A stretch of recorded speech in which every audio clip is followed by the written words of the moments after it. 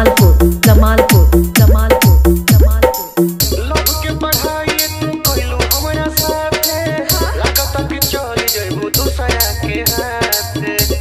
अरे ना पागल सुनो, हमरा बारे में घर के कोठा जब करे हो, पूरा गोवा के लोगवा ताना मारो करे हो। अपना घर के लोगवा के देखो मना के। अच्छा कॉलेज में जाने जाना जब लगे बना के।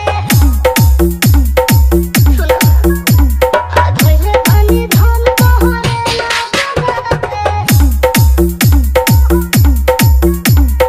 आसम मत चढ़े के अर्थ कहीं गलत मत चल दिया।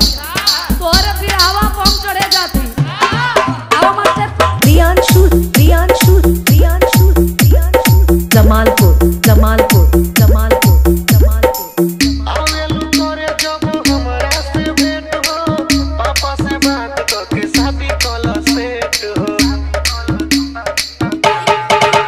हमरे साथे जब रहो तू तो रहला खुश हो, शादी तोहरे से होए के दिलवा मनीष हो। कोनो सोचो परी जाए डोरी लगा के। अच्छा कॉलेज में जाने जाना जब लगे बना के। सुनो आज DJ DJ DJ DJ Priyanshu Priyanshu Priyanshu Priyanshu Jamalpur Jamalpur Jamalpur Jamalpur जमाल।